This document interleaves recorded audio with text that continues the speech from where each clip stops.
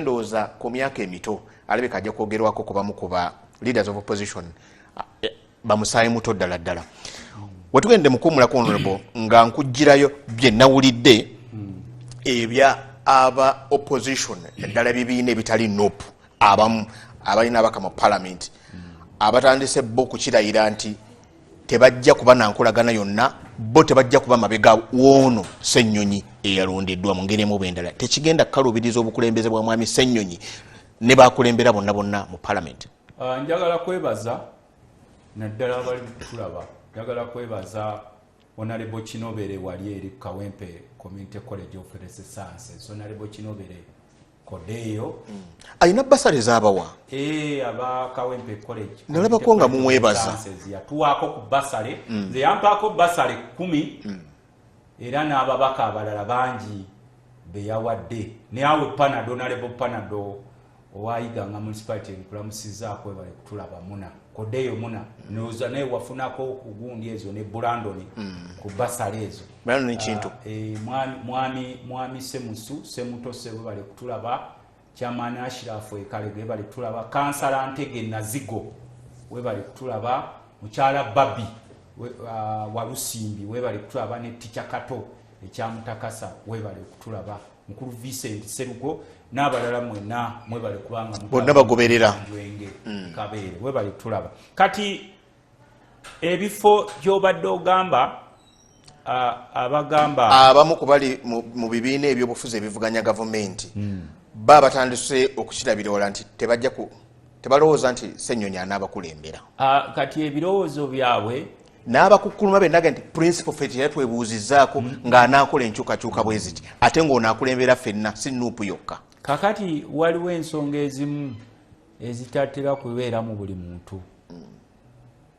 Nze ndi mu Katuliki naye baba nalonda kalidinaali teri anneebuuzaako. So gaali mu Katuliki gw'olinda kulangirirwa gwe balangirira yenna ekikulu nti obukatuliki bufunye kalidinaali ye yoyo mutuufu ye kati okujja nga toli mwenkanya ddala Ssennyonyi omudawutinga muki kiki kyosobola okuŋŋamba Ssennyonyi kyatalina you was tested kusase mwalaba kyakola nze simwegulaako ngenza omukulembeze omulungi mulabe Ssennyonyi tabeerangako ddiira tulina obukundi buno obuzze bubaawo emabegako eri obwaba opposition baffe abadiiringa emisana ne boogera birala n'ekiro ne bakola birala abagufudde opposition omulimu nti mwe bakolera omusimbi gwabwe obwo tebusobola kwagala Ssennyonyi oba bukimanyi Joel Ssennyonyi Right Honorable Joel Ssennyonyi agenda ku reportinga butereevu wa president Kyagulanyi ne buno obukundi obuzze obulaba buli obuzze bwekunda obukundi kundi obwo obuyamba Museveni okubeerawo mu buyinza buzanya gemu zaabo bulungi nnyo era tosobola kubutegeera okujjako ffe abali ku front line era omu ku bo yali anzanyirako ne mugamba ozanyira ku balala nze nkutegeera ndi ku front line wooliddayo okuzanyira ku linnya lyange nja kwabya toliddayo kulabikako mu public teyaddamu teyanjogerako nanvaako ne mugamba ffe abamu tulaba bye mukola naye tubireka for the good of change kuba ne bwe biba binyeebwa nga obisekudde ffe waffe Bulemezi tusekula ebinyeebwa buyungwe naye bw'osekula ebinyeebwa era ogenda okwekanga nga obiyeemu n'osangamu empulunguse nogayatewedda nsekula nenkyusa nensekula kati abo babeera mu waliwo bannaffe abamanyire okuzanya emizannyo gyabwe era abo Museveni bayogerako n'agamba nti tewagenda kubaawo opposition kuba muzannyira emizannyo mingi era olumu ogenda n'owekanga nti omusajja lubadde bamutwala naye tugenza okulaba akomyewo General Museveni ng'ettama ligezze kitegeeza ali bulungi nnyo kumbe zino gemu bamuzannyira era nkugambye nti abali bita ennyo mu nkyukakyuka Kyagulanyi zaakoleza excellence beenaalemuwayi nze nandibadde bita ne ngamba omusajja ono lwaki tatuwa wano naye ngamba ti buno obufo bw'obeera oli ku lugendo lw'ogendako n'otandika okumangamanga oyinza obutatuuka nze oba ompadde ekifo oba tompadde nina okukukolerera Kyagulanyi sentamu okufuna obukulembeze bw'eggwanga mu n'eggwanga lyakukkiriza ne likulonda ne bakuwanyagulako obuwanguzi bwo kati ekiriwo okulaba nti holdinga ntya manto okukuuma si bufo buno obuliko boolaba abayogana ng'obukolwa yino Kyagulanyi teyampadde wano Kyagulanyi naddala zino tiimu zino groups ezizzenga zizanyiza Museveni emizannyo tuna groups eziri mu opposition ezanyira Museveni emizannyo gye ate mwe temusobola kuzitegeera they are very smart muzikubira ne mu ngalo So many of groups in opposition who have used to play Museveni's games clearly and they are in opposition nga temusobola mwe kubategeera. Kati ffe tuziraba olumuzifuna n'obuvubuka bukoko ku social media ku WhatsApp ne buvuma abantu obuvuka ne buvuma abantu nga bwe bugira naye ffe tuba tumanye nti eyo ensowole ekolera ano gundi eyo ensowole ekolera ano gundi. Kakati nze olwaleero tusobola kuvaayo eri ne ngamba ati Right Honorable Joel Ssenyo sijja muwagira. On what ground? Is a member of parliament, is educated, bamwane kukachika kasinga obunene mu parliament kosase akalimu agabige gwanga, the grand thieves of this nation. Naga kwatanga ko buli lyakwatako ne balinyiganyiga mu katono ngabo mayi. Right Honorable Speaker Anita Amongo yatugamba mbu mulimu gwa parliament ngaffe is to make a recommendation tokuba oweri byoli sanze we yanika teka wali recommendation wali gundi endala institution endala erino ku apprehendinga eribye kakati Ssenyonyi yakola omulimu gwe is the first timer in parliament ekisanja ky'ekisoso nenzo olwokuba ndi kusanja kyakusobola kuva nti Ssenyonyi tajja kunkulembera ekikulu ekiriwo nti akola ekyo kye twetaaga ekyenkyukakyuka tabongoota ku mulimu talini comfort zones kuba otuukawo naye waliwo comfort zones era kye mugamba Honorable Joel Ssenyonyi bagenda kuwa emmotoka kapyata bakuwe poliisi ekulembera mu maaso n'ey'emabega nga n'oluggi balukugulira Right Honorable olulwo naye nkugambye Right Honorable Ssenyonyi weggulira oluggi olw'emmotoka goyinza obutaba bali weggulira oluggi olw'emmotoka anti eri protocol anti nkugambye yadde protocol ebeerawo nkugambye lwaki mugambye alweggule siba doubtinga because I create policemen ba parliament naye nkugamba ekikulaga nti yeggwe tokyuse totambulira mu bire tubonere ebiwawaatiro sigala yo olijjo were yeggulira oluggi olw'emmotoka n'otambula n'ebitabo byo byekwatire n'essimu yo gyekwatire oba poliisi bw'abeerawo n'akuyamba that's okay it's their work kubanga they are part of us era abapoliisi they are part of parliament biba bikuweebwa kati bw'obanga nze nkukkiririzaamu n'abalala bakukkiririzaamu abatakukkiririzaamu gwe Joel ofuuka loopu bagende beetuge oba si ekyo ne balondera opu owaabwe okiwulidde ekyo kyekugamba atakkiririza muwuliriza ebigambo bya atakkiririza mu appointments za his excellence Kyagulanyi Ssentamu ze yakoze oba alowooza nti Joel Zanaamacha agenda alondera opo owuwe kubanga nze nkugambye nti babaleese omuntu yenna njagala kuwa ekyokulabirako mu Bayibuli abantu bonna bwe baali bagenda okunoonya kulonda king of Israel taata wa Dawudi yalina abaana abakulu Jesse yalina abaana abakulu baali basuubira abalala nga basoma abalala baaki ne Katonda ali alonze Dawudi namugamba you are going to be the leader of these people. ono bamuyita Lubaale weggaruga agamba nti Honorable Luttamaguzi, I need to remind you it is the political analysts who move from TV to TVs who want to claim that they know everything within government and within the opposition and that they are the ones who can tell the country who should have been chosen for leader of opposition or not. Lubaale oweggaruga Lubaale I create you challenge them nze nkugambe gwe baleese nti ba political analyst bano ababeera ku TV ez'enjawulo embamanyi abo naye nkugambye bebafuula nti bebategeera buli kimu si buli kimu obanga okitegeera yogerako kyosobodde nze nkugambe there is no any way I can discredit Joel Ssenyonyi yakajja first timer byakola abitegeera olumumu okutegeera kwammwe kulowoozesa nti n'olwokuba omuntu ali mu kisanja kisooka talina kukulembera bamazeewo bisanja 8 emyaka gyegiriwo emyaka si gyegifuga Museveni we yali akulembera ng'avudde mu nsiko yali asinga obukulu mu bwe yali akulembera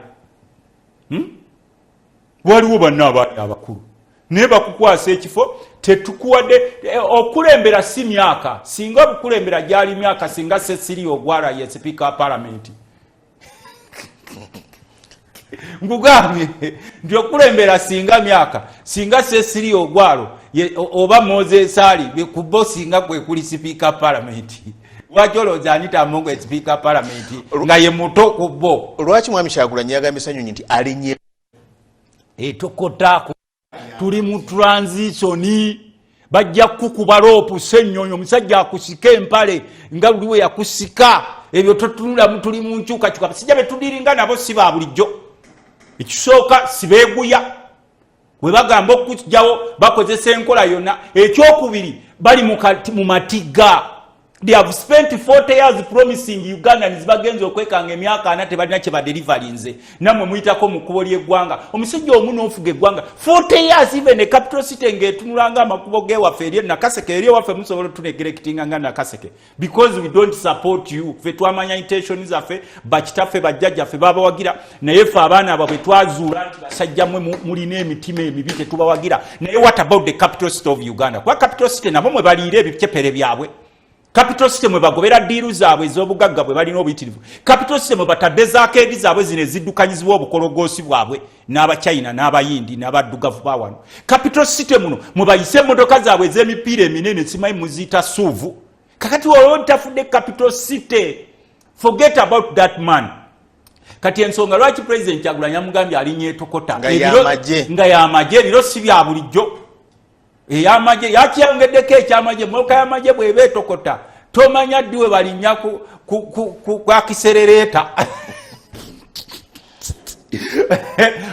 ogenda oyuuga bw'olina okwesiba olukoba tuba tomanya emmotoka y'amagye bw'ogirinnyako tomanya ddi dereva walinnya kwa kiserereeta ajja girinnya omasuka ogweri ebbali olina okuba standby ogenda kusanga badi tractors bano senyonyi zetankubira jambo senyonyi tambula kyabo webali nga bwe nkugambye eti opposition yaffe eno gye tubadde nayo Lwaki Kyagulanyi wanjawulo agitegeera jezze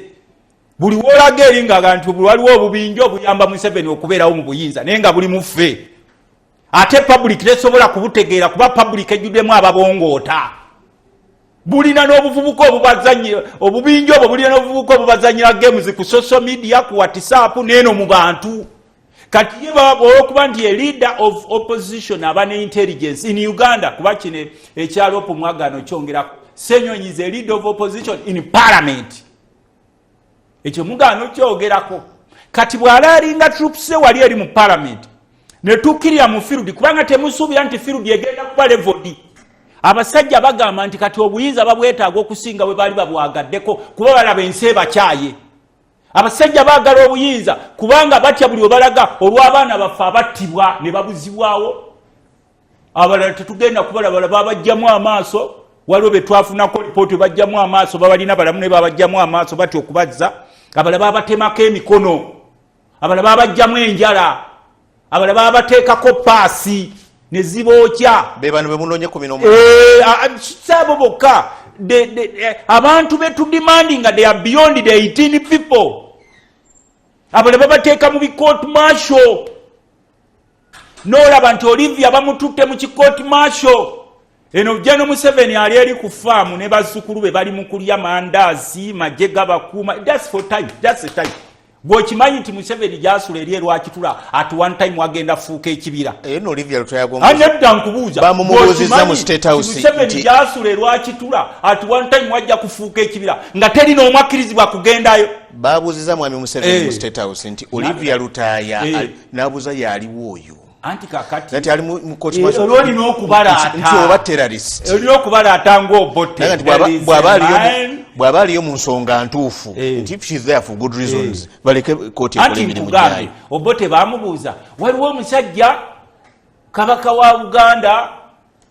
bamubuzizaawo bamukozeko effujjo ne batta abantu be bonna ng'obote alina amaanyi ate obote yalina amaanyi naye lwakuba nti yali waze civilian nga tabeera nnyo mu byakutemula nnyo nobote n'abalaata there is a man I cannot know even how to spell his name is K-A-B-K I don't know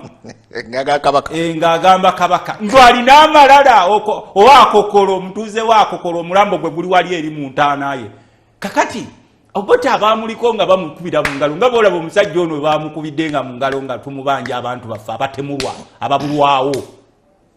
abaleka obwana bwabwe obufuuse enfunzi nga bukeera kyawa Kyagulanyi abuwe fiizi n'emmere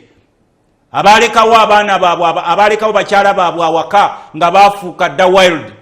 nga bagamba Jeno Museveni nti naye kyetubanje bwe tukugamba Olivia tuba tetutegeeza Olivia Lutaya yekka there are so many Olivias behind the bars. There are so many Olivias. There are many Machete. Waliwo omuvubuka omuyita Machete. Yenno baamuwamba bamaze kati emyaka 3. Machete yalinga abeera President Robert Kyagulanyi ekyamuwambisa kwambala muyondo mumyufu kuno kunaka n'akakofiira akamyufu abasirikale bajeno Museveni bamulabanga n'akakofiira akamyufu balaba musirikale awedde emirimu ne bamuwamba era kye bamukola kali eyo kitalya manyi waliwo kye bamukolako and his life will never be the same again. Bamuyita Machete. His life, the life of Machete in Kitalya prison will never be the same again. Waliwo kye bamukolako kye batubuulira again. Kakati bwe baba bagamba Jeno Museveni bano basala kajingo beenaalemu be babeera wali be bazzukulu be baki they come from the same. Neewunyiza Sala Kajingo okulumirirwa nnyo okubeera oweenaalemu tekikuggyako kutegeera era ffe ensonga lwaki tukugamba nti nze sisobola kujja n'enkolana because we NRM. We are supposed to have different ideologies. Simanya ideology y'NRM nezo enkusanga tutuula ku mmeeza ne tubatolinga nti ekonomi ogiraba otya ng'ow'NRM. Nange ndi ku side eno njiraba ntya nenkugamba nti nze nga ali ku side eno economy yaffe erina kuba people centered economy etunuulira nnyo the majority of the citizens. Bakola ki balimi how are we going to spend on agriculture budget kije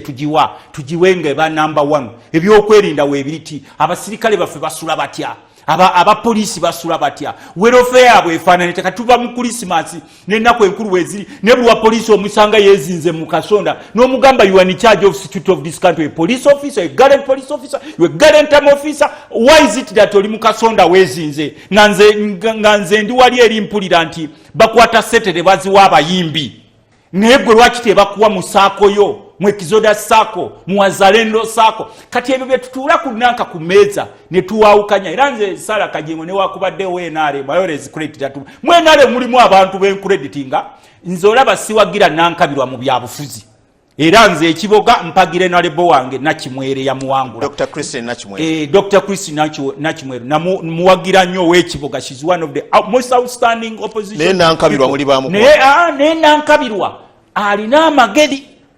nankabirwa azi sense alingo yo mukyala Babalanda gwe buza ku opposition abadde mu parliament ne nankabirwa she has sense waliwo byatasobola kukola nankabirwa yo gola balusi sentamu era yesikati yeye minister asinga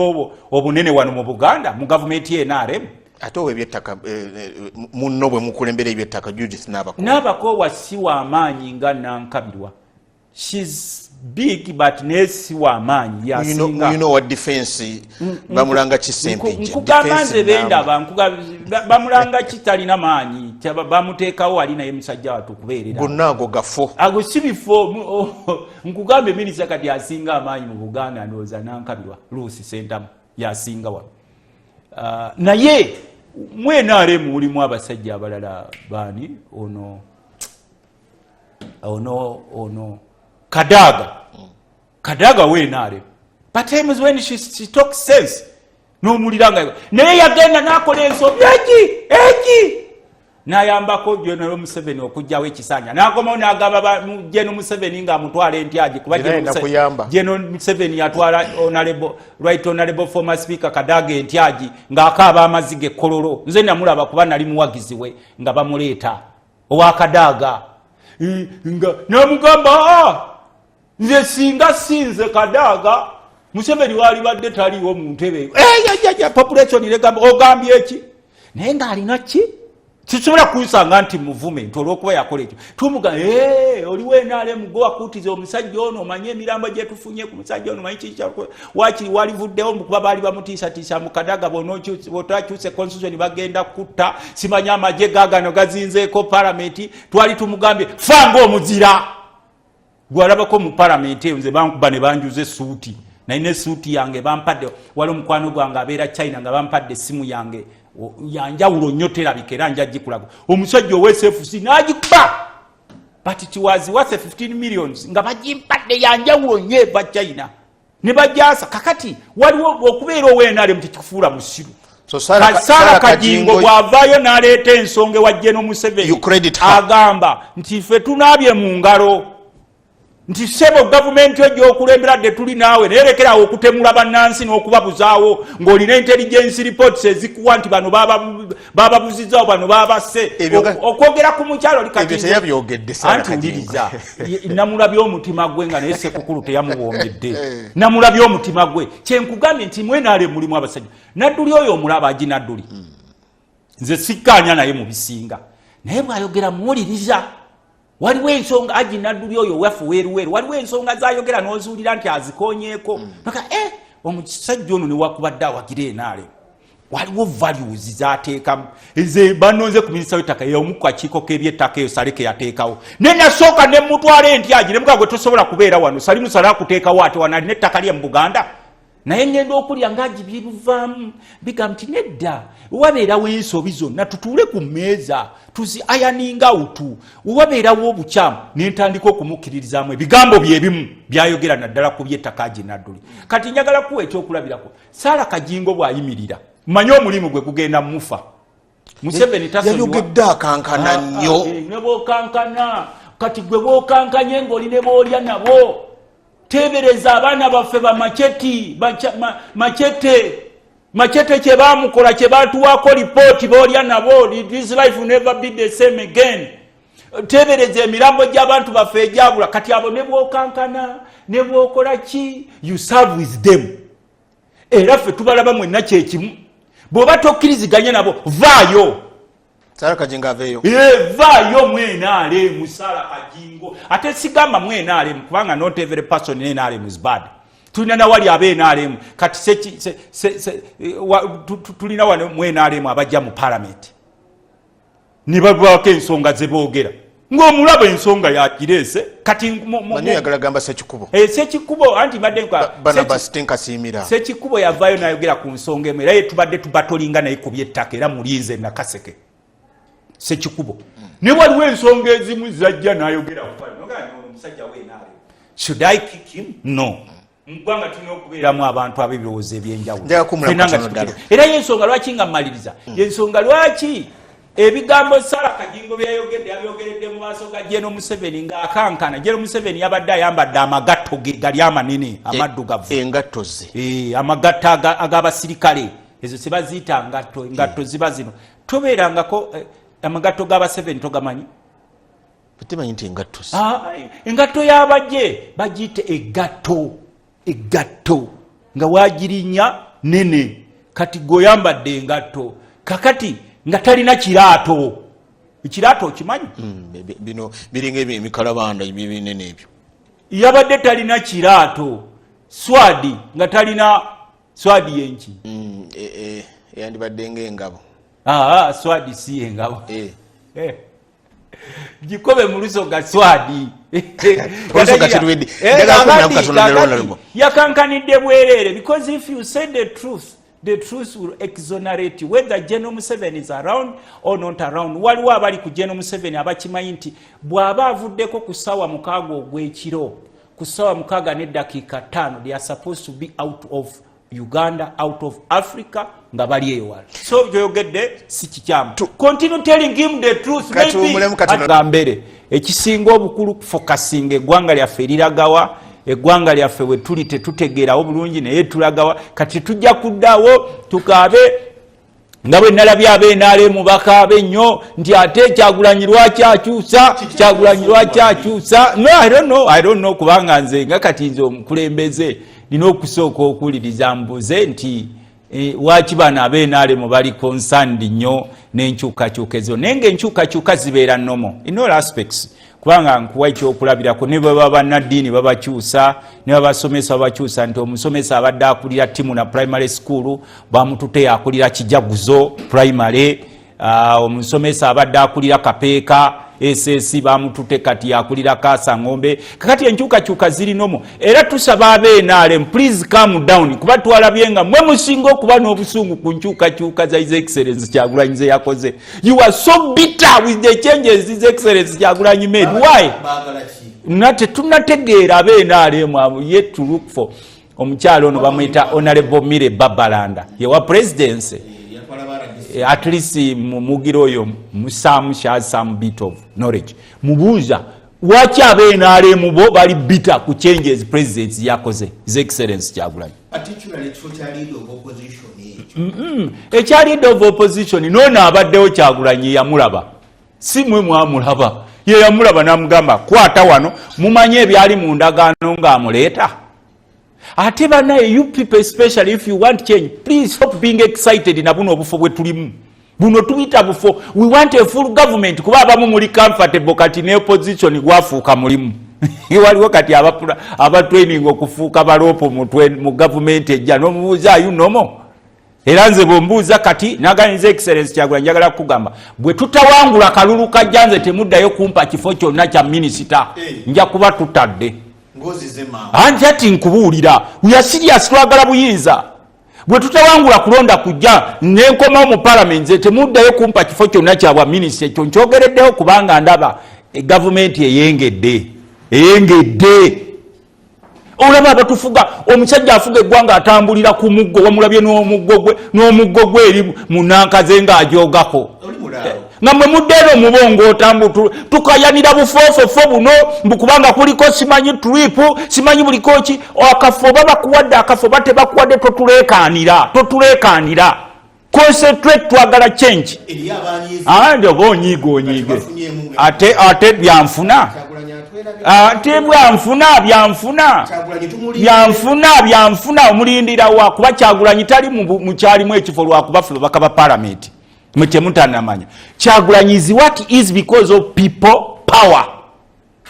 not because us MPs kubanga naye atulaba atumanyi kuba His Excellency Kyagulanyi naye abaddeko ali ku front line amanye emizannyo egizannyibwa ono n'asambisa left ne right ne n'asigala ng'akusiriwaza wali eri kati eno public ye batemanyi kati olwokuba ye commander in chief of the opposition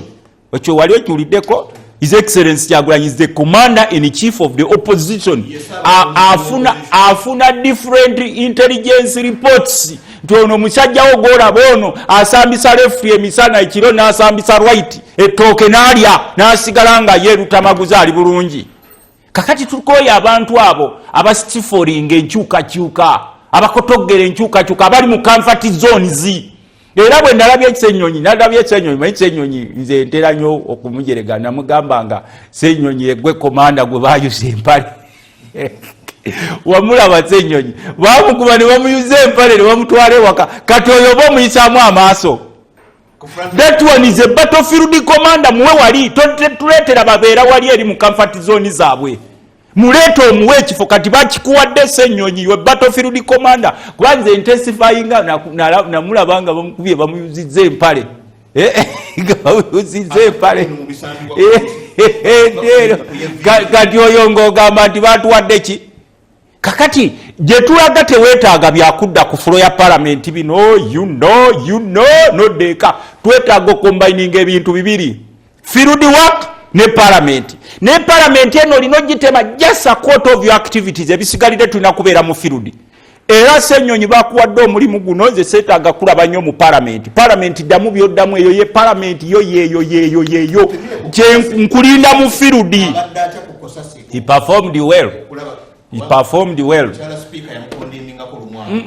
kati ye sipiika abeera nga maama wawaka walaba omwana wawaka ng'akoze ensobi amugamba nti there is a problem here there is a problem there kati saponi yugwe omwana okulaba oba okyusaamu naye bwolaba nga maama we wawaka takugambako bagamba speaker parliament yamanya ye head wa institution kiri eri gwe oba okyusaamu oba tokyusaamu didn't he perform well Ssenyonyi omulabamu ebituli yakola omulimu gwe gwakoze kati wabeerawo changes zireme kuleeta excitement tebampadde nze nina okubeera wano woowe mbadde manyi natuuka obwo obufonze ne bwewalikedde enkya Kyagulanyi n'otampa kafo konna nze ntunuulidde enkyukakyuka we want you to be the president of this country I'm tired of being in the opposition nga bannaffe abamu bwe bagufudde omulimu omulundi oguddako bwe mpangula parliament Kyagulanyi otawangula bukulembeze ne bwoba mumpadde obwa ministers temunteekako ku lisiti nti ate obwaloopu nze nkugambe nze nkolerera ku baloopu kati singa kati nze ndi wali ku ministry y'ebyettaka ate amasavu agalikago tegagira amasavu ago ge galeetere enanka president wabakuwadde gendo serving abantu bo kola byosobola okukola tetugeri mu parliament just kubeera leaders of opposition tuli mu parliament okuleeta enkyukakyuka era nze expectation zange zensubira mu right honorable kuba kati yafuuse right honorable Joel Ssenyonyi nkwe-expectinga ebitundu bya 85 ku 100 kubeera mu field mu combat ku front line eri gye bakuba ne bakwiriza empale bino ebya parliament yogera oluzungu lwo oluteekewo ddamu byozzeemu okkirire era bw'oba oyagala okufuna obuzibu ne Museveni General Museveni genda mu bantu kirira start mobilizing akwagala eno mu luzungu eno fuweta n'atamanyi kigenda maaso nga bwe bakuba mu ngalo n'omubuuza byokubira mu ngalo obitegeera nti omusajja ono Luttamaguzi ayogera oluzungu ku fulo ya parliament after English what next because even Chinese speak Chinese mu parliament yabwe the Japanese speak Japanese mu parliament yabwe abe South Africa boga nkosa mu parliament yabwe what next twetaaga wali ate tekitegeeza nti baba kusudde tolina contribution gyokoze ffe tugamba abantu b'ebulemeezi nti kujja neya maire 10,000 n'olina akuyambako even a quarter of the mile you appreciate tetulowooza nti ono Mpuuga oba yabaddewo ngalo Pumbu yabadde mubi nnyo n'olwekyo waliwo embiranyi kuba kati waliwo state nice gundi zeteekawo bazita bati ezo zeteekawo insinuations nti ono kati bamusudde gwe wamulonda oli wabeerawo ze bayita agreements era mawulire gabadde nnyo Mpuuga asuuliddwa okusinga Ssenyonyi alonde oba asuuliddwa ne Messi bamuwanga substitute obadde okimanyi ekyo ati nkugambe Messi wali omulaiko nga bamuwala substitute wali omulabyeko Ronaldo tebamukolanga substitute ne bwe yasambiranga ku Man U ng'ekyali tiimu etegeerekeka we yasambiranga ennyo kuba kati Man U ne bwekuba katiimu akasembayo ku bottom babanga abatutte ekikopo kya Premier naye ne Ronaldo we yakoleranga ennyo bamuwanga sabu ne bamuga wano waliwo kye tulengedde wano kubanga His Excellency Kyagulanyi is a commander in opposition yalengera afuna intelligence reports waliwo kino ekiwa nono tumuteeke wano for better team in parliament naye bw'obeera n'ababaka bo mu parliament n'abakulembereze mu parliament nga bali mu comfort zones gw'obadde olaba ennaku zino tubadde tuludde muvuuka mutiisa simanyi kuzoganya nze sitesoogera kuzoganya ngamba okuchecking up ennaku zino Museveni abadde agezze n'ettama ng'agamba Uganda etandise omuwoomera kati ekintu tuleme kulowooza nti Kyagulanyi yekka yalina okulembera frontline even we members of parliament tekitegeeza mbu olw'okuba bampadde ekifo mu parliament n'olwekyo nina kubeera wali eri mu parliament twetaaga field activities ze zigenda okuleeta change n'omwana w'inki naye bwe namunkubidde ku simu yanga nti kati oba banzije mu bintu byabwe bakole ebyabwe nga tebamuwadde kifo iye kati oyo y'omu ku baakibuyaga kati oyo mugambe bajje bamuwe ekyange ekifo kyange ekyebyettaka nzaala be bwe si serving president Kyagulanyi kubanga sirina kifo nze ne bw'aba tampadde tutunuulira goolo gwe tusoma Bible Pawulo agamba we are looking at the goal si buno busamambiro bwe buno obuliwo bwenda bango lyafo olwakafofofo simanyi njagala kino njagala kiri obufofo tebulina nanka kiringa omwana enjala bwebanga emuluma n'omuwako ku kaswiti n'anuunako neerabira nti waliyo emmere gye bafumba obufo buno bulimu ki honorable abamu balowooza bukolera mu ddiiru obulala buliko kati nze nga minisita afuna millions 2 buli mwezi so wettaka buli minisita afuna millions 2 ku kakiiko kali eri ke tusavingako buno obukiiko accountability committees chairperson afuna millions 3 million 2.8 chairperson buli mwezi vice chairperson afuna millions 2.4 kati bw'osanga ng'oli mu good books ne rope akuwaayo ku ngendo nze sitambulangako ku ngendo za adi gye kugambye kati oli agamba nti bangobye mu bintu byabwe oba nze mu palamenti sitambulangako nti opposition ensasulidde olugendo lwonna tuba n'engendo nyingi anti nze ebyange bya UN byentambulako era nasanga omusajja omu ayogera nkulabe otambula nga nedda fe abamu tugenza okujja mu palamenti nga tutambulira ddala era tutambula bw'osanga mu palamenti nti ogenze oba wa leader of opposition n'osangayo Luttamaguzi baali bamuwaddeyo olugendo ng'okoma wano nga ndusasula neze nali badde tebatuwa trip kubanchi manyi the office of the leader of opposition ebeera busy olumu nabo bagezaako kola kye bayita balancing nti ono omusajja bamuwadde vice chairperson wa kakiiko tasobola kulobingireyo trip ye mu kakiiko gyali tasobola kulobingireyo era alinda nze lopungi muwe ebyo byonna ffe tubimanya era nze mu gundi yaffe eya parliament bompita mu lukiiko nsooka kumanya agenda nembuuza no agenda kijaleese nindaba bali ku front line yawo nembuuza bano bwe ntuulamu nga ntula bwe situlamu kwa not be there part of that kuba nkimanyi byonna bye tuluubirira birina kuba outside kati ffe waffe twatambulako ne his excellence Kyagulanyi omulundi gumweruweero wagulaba bwe yatambula abasajja ne batagala Kyagulanyi atwalako buyinza Kyagulanyi ayogera tekitarium wabalaba his excellence Kyagulanyi we yali eruweero ne batagala ngo ne tugamba General Museveni calm down, this is the test, you should go peacefully, never know kyakutambulako butambuzi luweero nga buli kaseera minisona lebo bali omunsi abeera kunaka abo babusosoze mawanga abo bagambye Museveni ne banne bagambye bagenda kututa nituvuga nedda ffe tubisono his excellence Kyagulanyi okumulaga eno gye bayita luweero triangle kasita luweero ekukkiririzaamu ne bw'obeera otya you are supposed to be a leader of this country. Eluweero ye vaba kulembeze gendo ogoberere ebyafaayo by'abakulembeze bonna goloza lwaki Ssekabaka Muteesa olubiri lwero yasulangamu ebiseera bye ebisinga luli bamunanika gye yasulanga ebiseera bye ebisinga gendo onoonye Amini ebiseera bye ebisinga abeerangawa wali egindi mu tawuni yaawe Bombo ogimanyawo era Amini abamu tebakimanyi nti yasomera Semuto. Amini yasomerako Semuto gobuzangako banyombi tembo kuba ne nyombi tembo yasomera wano Semuto ennaku zina ajja kubulira ebyafaayo amanyi ebyegula kuba nti